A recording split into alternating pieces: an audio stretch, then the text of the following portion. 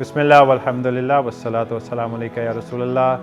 Dear viewers, Assalamu alaikum. My name is Kashif Khokhar, one of the cardiologists based in Adelaide, and I'm very excited to see you all and talk to you all, inshallah. Ramadan is coming, so Ramadan Mubarak. May Allah, be in best of your health, and inshallah, and we get the blessing of Ramadan, inshallah, which we're really looking forward to.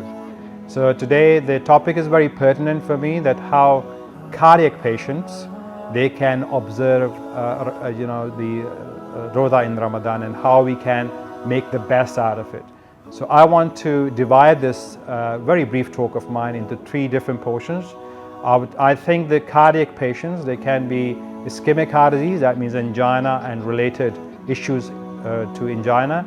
Second can be a heart failure patient where the heart of the pump is struggling to push volume into the main circulation, and cardiac rhythm issues where the heart sometimes can go slow and go really fast. A disclaimer, this is just a general advice, and if you need, most of the patients need very customized approach to their treatment, so please see your GP, please see your specialist before observing Roda, inshallah, and get the best out of Ramadan, inshallah. So let's talk about the ischemic heart disease or angina patients, or patients who have previous heart attacks. Let me tell you that those who have stable angina, they have no chest pain when they walk around, do their normal stuff, and they're taking their medications twice a day, inshallah, they can observe Ramadan. So I have good news for you. So if you are in doubt, again, please go see your GP, have a chat with your cardiologist, and I'm sure if some of your medication require adjustment or tweaking a bit, then by all means that can be done prior to Ramadan. So please start performing this activity prior to Ramadan. Now, I know most of the cardiac patients, and my cardiac patients as well, they try to observe fasting to lose weight, to improve their cholesterol control, to improve their sugar control. So inshallah, I know this year fasting will be slightly prolonged, but inshallah, if we observe some of the basic principles, make sure you drink plenty of water. If there's no restriction on your water intake and liquid intake, especially at sahur. Make sure you take your medications. That's very, very crucial. Sahur time and aftar time, make sure you do that.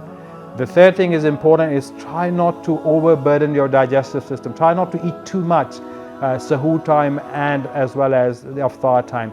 So have snacks or a brief kind of meal, and you can take it in the sahur if you want a major meal with your medication. But towards the iftar, have some light meal first, pray Maghrib, and then come back for a slightly a kind of a decent meal before you're going to pray Isha and the rest of the namaz, inshallah, Tarawih. Very important to monitor your weight. I would highly recommend, if you haven't got the scales at home, then please buy a scale weighing machine where you weigh yourself daily approximately the same time, and kind of write it down, make it a diary of your weight.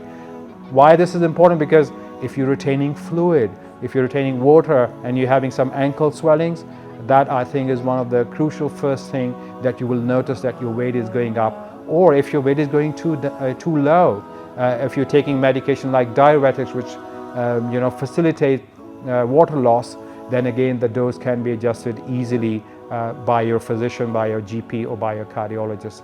Second important thing is monitor your blood pressure. I think it's worth the investment. Have a blood pressure monitor at home and monitor your blood pressure to make sure it's going too low or too high, especially at the time when you're fasting, or just after when you're breaking the fast, or during the period when you're kind of really hungry, especially in the late afternoon.